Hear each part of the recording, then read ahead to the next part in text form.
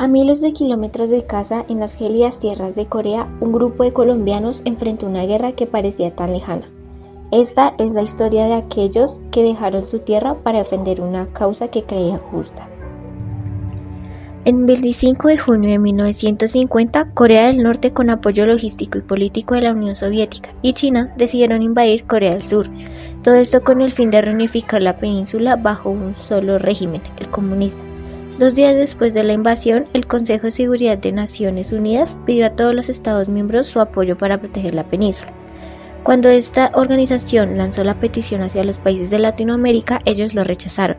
Todos menos uno, Colombia. Colombia fue el único país de América Latina que respondió al llamado, y participaron bajo el argumento de defender la civilización cristiana y evitar que la inequidad domine la tierra, a pesar de que estuvieran a 15.000 kilómetros de distancia. Pero en la época de 1955, Colombia vivía en una época de la violencia. Nadie está de acuerdo en descompletar la nómina militar de Colombia para que fuera a apoyar a un país ajeno a nosotros. Lo que hizo Colombia para apoyar la guerra de Corea del Sur fue ofrecer un batallón completo y un buque de guerra. Pero cuando ofrecieron el batallón, aún este no estaba completo. Así reclutaron soldados, comandantes, tenientes, generales a nivel nacional. El único ejército latinoamericano que luchó en Corea por evitar que el comunismo se regara por toda la península y luego por el mundo entero. Este batallón se llamaría Batallón de Infantería número 1 de Colombia. La convocatoria para ser parte de este batallón no fue tan directa, ya que el gobierno no les dijo a los soldados si querían participar en la guerra de Corea. Simplemente iban a los batallones a nivel Colombia diciendo ¿quién quiere ir a Corea?, por lo que muchos se ofrecieron voluntariamente, ya que pensaban que iban a hacer una misión o a hacer vigilancia, pero nunca imaginaron el nivel de guerra que iban a vivir. A sus 85 años y montado sobre un Jeep Willys del año 46, don Gilberto, modelo 33, se mantiene tan entero como su memoria, su cámara de fotos o esa reliquia que maneja, como si siguiera luchando en la guerra de Corea. Nada menos que el único enfrentamiento internacional en el que ha combatido el ejército colombiano.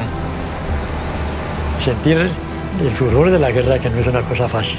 Una cosa es escribirla, otra cosa es contarla, otra cosa es haber estado en ella. El coronel Luis Novoa preguntó ¿quiénes quieren ir a Corea? Y levantamos la mano 5, pero 5 espontáneos, sin preguntar cómo ni por qué levantamos la mano. ¿Por qué levantó la mano? A esta edad yo no me explico por qué, ¿no? Como si le hubieran dicho quién quiere ir a un cine o quién quiere a cualquier cosa de esas, ¿no? Pero no, ¿quién quiere ir a Corea? Levantamos la mano. ¿Usted no sabía en lo que se estaba metiendo? No sabíamos en qué nos estábamos metiendo. La juventud es atrevida y saltó al agua sin tener la menor idea de por qué diablos el gobierno de Laureano Gómez los mandaba a una guerra que no era suya. Y peor aún, sin avisarle a nadie. De mi familia nadie supo el momento de mi partida, ¿no? Si yo hubiera avisado, no hubiera podido ir. Lo atajan. Claro, porque, a ver, ¿qué veía uno? En esas despedidas, la novia, la mamá, el papá, los tíos, las abuelas, llorando cómo se va a ir mi hijo a la guerra. Eso no es fácil.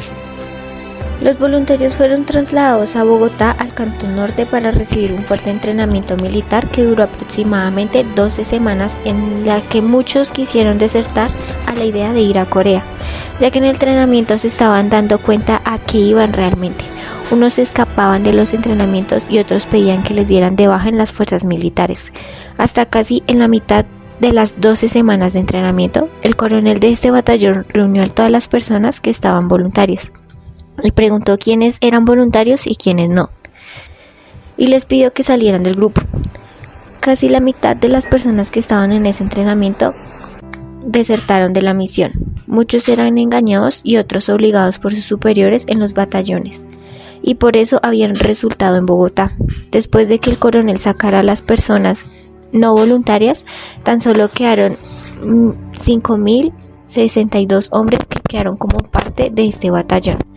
Cabe resaltar que el honor de pertenecer a las Fuerzas Armadas de Colombia era muy grande, casi el sueño de cualquier hombre que terminaba los estudios rápidamente en el colegio y queriendo mostrar su hombría, su honor y su valentía perteneciendo a este batallón colombiano. Don Gilberto estaban entrenados para matar. Ese era el entrenamiento. Pues, entre comillas, sí. Claro, porque a la guerra, ¿a qué se va? A defender una posición. ¿Con qué la defiende? Con su vida. El barco llegó a Estados Unidos en abril de 1951 y todo el batallón voluntario salió el 18 de mayo de 1951 rumbo a Buenaventura. Y es así como civiles quisieron unirse al gran batallón. En total fueron 25 civiles con los que quisieron unirse a la guerra. En mar abierto, los colombianos lo único que hicieron fue disfrutar el viaje antes de llegar al puerto en donde los estaban esperando, e iban con tripulación extranjera, donde les preguntaban a los colombianos por qué gozaban tanto el viaje, si sabían lo que les esperaba y el fuerte entrenamiento que iban a recibir para poderse unir a la primera línea en la guerra de Corea. Ellos en el barco hacían sus fiestas, tradiciones, contagiando a los extranjeros. Así volado y sin saber nada de esa guerra de trincheras que desde hacía 2 años se libraba sobre el paralelo 38 en la frontera entre las dos Coreas, la capitalista y la comunista, se unió en Cartagena al resto del contingente colombiano. Se embarcaron en el legendario acorazado Sylvester Antolac y luego de que cruzaron felices el canal de Panamá, se enfrentaron a la furia del Pacífico. Vomite lo que no sea comida. El que le puso Pacífico, el tipo estaba dormido. Hawái no durmió de tanto celebrar esa primer parada y por fin tuvo el fino detalle de enviar una señal de vida a casa. Ya fue cuando yo avisé que iba para Corea, ¿no? Una tarjetica, una postal, ¿no? Ya no había remedio, ya no había retroceso para nada. Era el último suspiro de 1952 y aún no se imaginaba la bienvenida que les daría la guerra, en lo que para un colombiano es tan desconocido como el lado oscuro de la luna. El coronel Luis Roban nos recibió, nos dio la bienvenida, un rico desayuno caliente. Entonces, sobre la medianoche que llegamos, veíamos pasar los trazadores. Bueno, ya veíamos las cosas como distintas. Sí, bienvenidos a la guerra, sí. Claro, ya él siendo el comandante tenía que decirnos la verdad, ¿no? Ya no había paseo, ya el paseo había terminado. El 15 de junio de 1951 había llegado al puerto en Estados Unidos, donde recibieron otras semanas de entrenamiento muy fuerte, y donde el lema de los colombianos era: el entrenamiento debe ser tan fuerte que el combate sea un descanso. Todo el batallón fue dividido en grupos para entrenar progresivamente a participar en la primera línea con Corea del Sur, y cuando entró el primer batallón se dieron cuenta cuál era la verdadera realidad de estar en una guerra extranjera, ya que el batallón colombiano nunca había peleado fuera de su país. ¿El fusil que usted se llevó a Corea? El fusil que yo llevé, no, es el fusil M1. Por el peso del fusil al hombro, llegaron a la retaguardia, donde el entrenamiento era duro, pero donde también podían darse el lujo de cosas tan simples como afeitarse, bañarse en el río o ir a misa. Así la iglesia solo fuera otro camuflaje de la guerra. Esto es una celebración de la misa. Nuestros soldados siempre son devotos, ¿no? Ahí están todos rindiéndole culto al Dios divino. La guerra no es solamente 24 horas disparando. Cuando se sale a la reserva, se encuentra uno con sus compañeros, habla uno de todo, de las novias, le escribieron cómo ha pasado, pero muchas veces es más duro estar en la reserva que en la propia línea. A pesar de tanto heroísmo, a su regreso a Colombia, la mayoría de los veteranos tendrían que arreglárselas por su cuenta. Muchos compañeros míos que estaban enfermos psicológicamente, muchos de ellos murieron en las calles de Bogotá. Otros caballeros tuvieron la dicha de tener industrias, fueron muy bien recibidos, otros compañeros siguieron en el ejército, pero la mayor parte de los compañeros han muerto en una forma muy miserable. Desafortunadamente, nosotros tenemos que considerar que aquí también había un conflicto interno bastante fuerte. Entonces, al llegar de Corea es como si hubiera desacuartelado o hubiera llegado a otra unidad del conflicto interno. No hubo ninguna distinción, ningún premio, ni nada especial.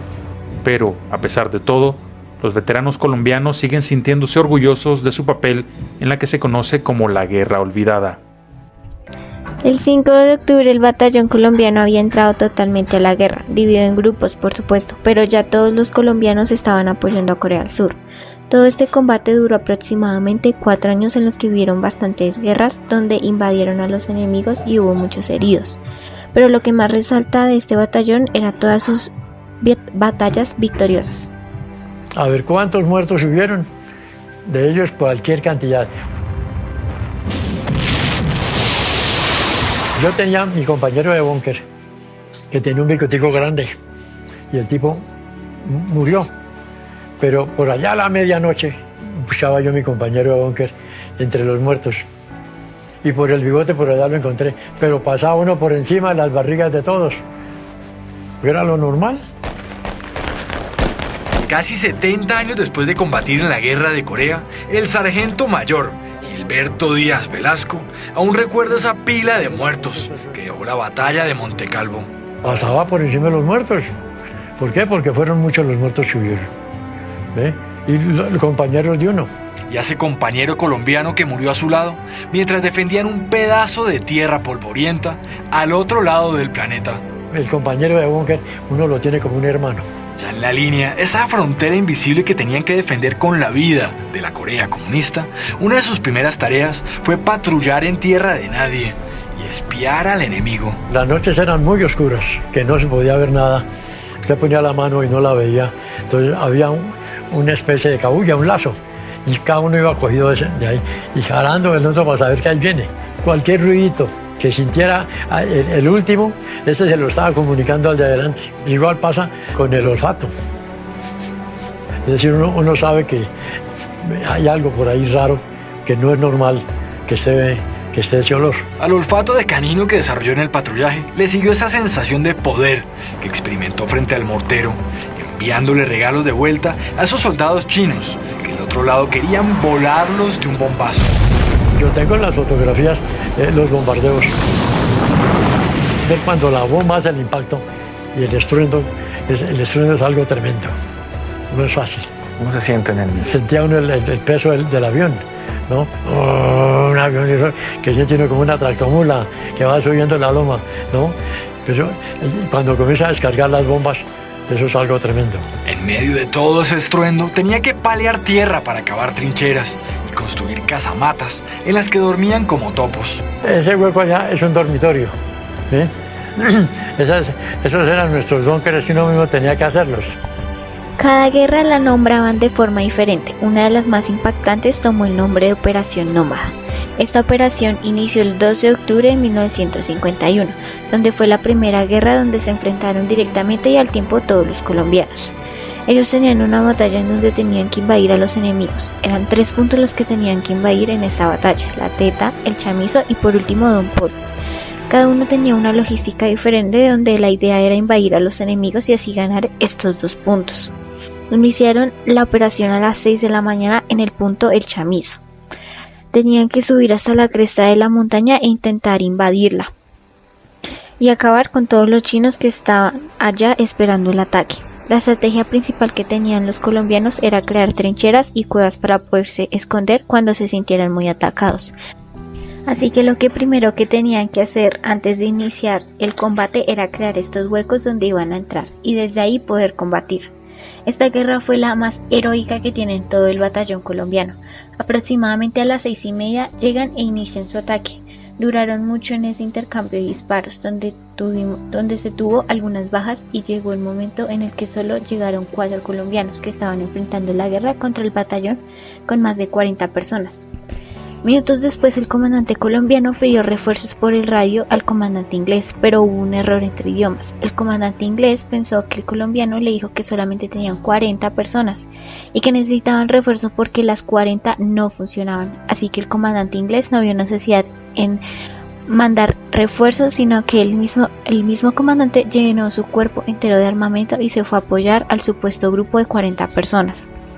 En el campo de batalla, el comandante inglés se dio cuenta de que no habían 40 sino 4, donde se vio en la necesidad de luchar junto a los 4 soldados colombianos, donde los colombianos salieron victoriosos en esta guerra.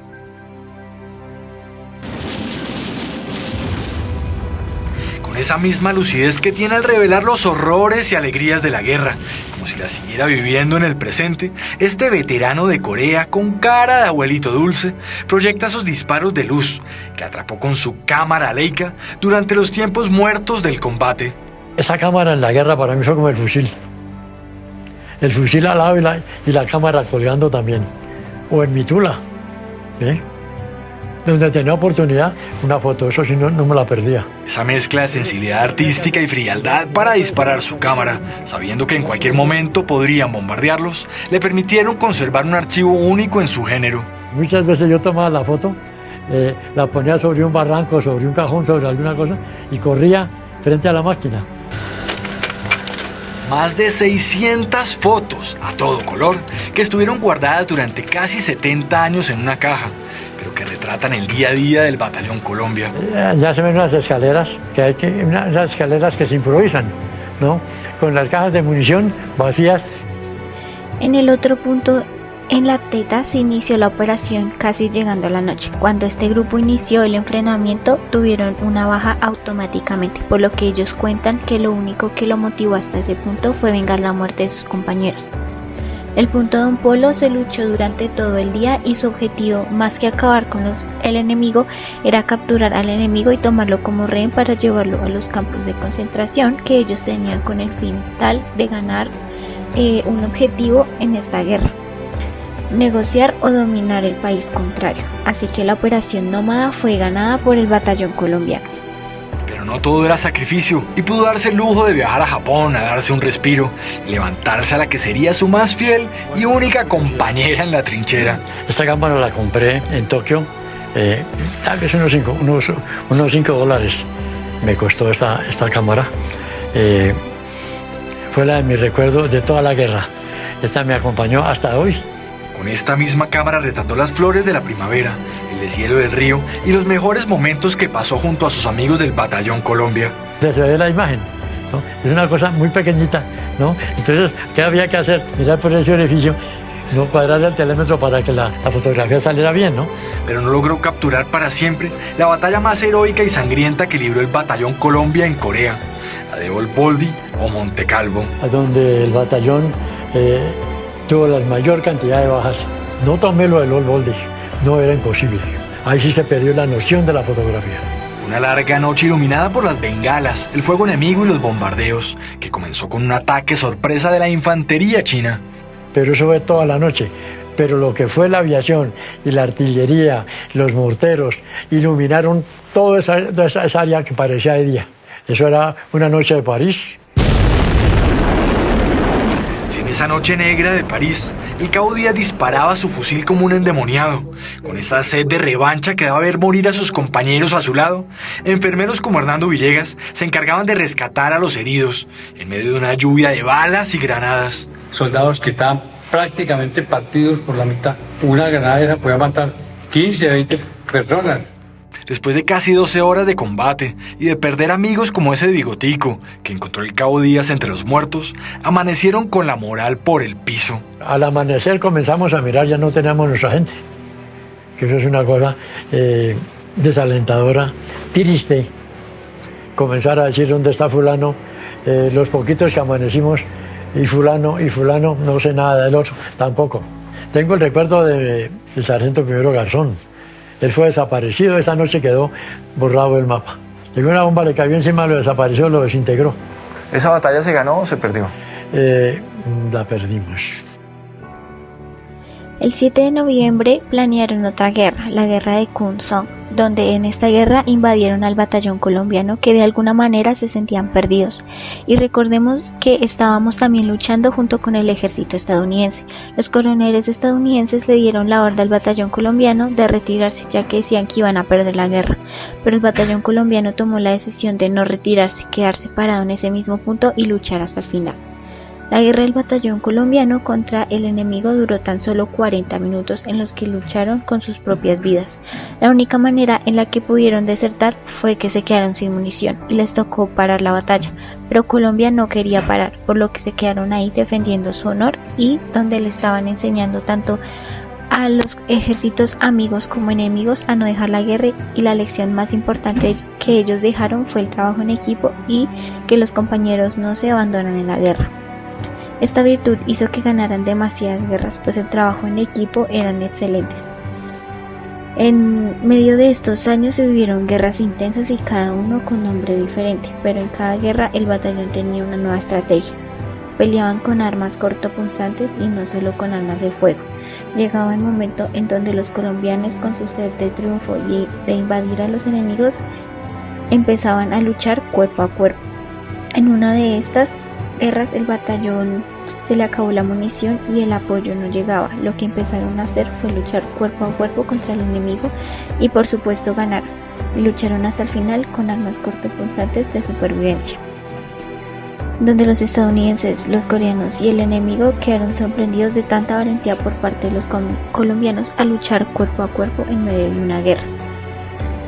Jamás dejaron de construir sus trincheras, salían de repente cavando muy rápido a punto para sorprender al enemigo. Por lo tanto, esta historia merece ser recordada, reconocida y rendirle honor a las personas que lucharon en esta guerra. Claro está que tuvieron bastantes pérdidas de vidas humanas, sin embargo, nunca agacharon la cabeza y jamás perdieron el valor. El 27 de julio de 1953, Corea del Sur y Corea del Norte firmaron una tregua y empezaron a retornar a los batallones extranjeros. Cuando se dio el retorno del batallón colombiano, nos esperaban el golpe brutal de la realidad. Lo que sí les pesó fue estrellarse contra la ingratitud de un país que, para congraciarse con Estados Unidos y la ONU, envió a más de 5.000 jóvenes, que según Gilberto y los demás miembros de la Asociación de Veteranos de Corea, volvieron marcados para siempre. Ya hay gente que está en situación ya de la locura. Las esposas, por ejemplo, nos dicen que ellos han llegado muchos a levantarse gritando, acordándose de la guerra y han tratado de atacar a las mismas señoras. Nos prepararon para ir a la guerra, físicamente, psicológicamente, pero cuando regresamos, nadie dijo ustedes cómo vinieron.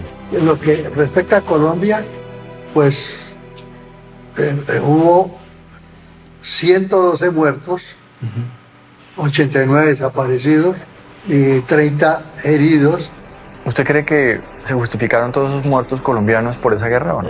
Yo digo que las mamás y los familiares de los muertos de allá, mi hijo se fue a buscar lo que no se le había perdido allá.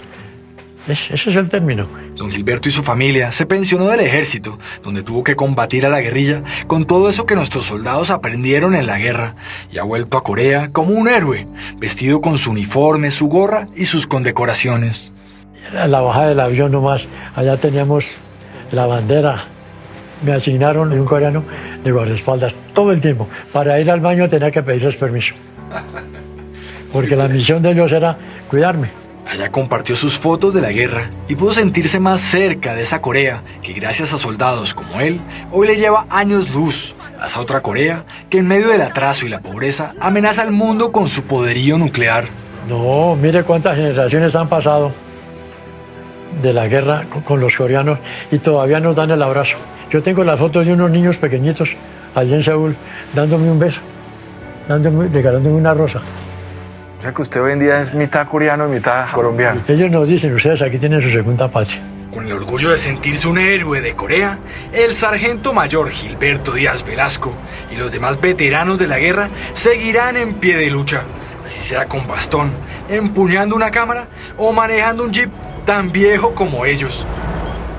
A ver si en Colombia su sacrificio y su gloria no quedan sepultados entre el polvo del olvido. La primera impresión cuando llega uno allá, que llegué a Busan, es una miseria, una destrucción espantosa, terrible. Es decir, uno que no le quería desear a su peor enemigo. Posteriormente, ya durante el tiempo que estuve allá, pues vi muchas situaciones pues, de bombardeo, de gente muerta, de gente herida. Parece que ya eran las 11:30 de la noche cuando de pronto recibí el impacto directo de una granada china que no estalló.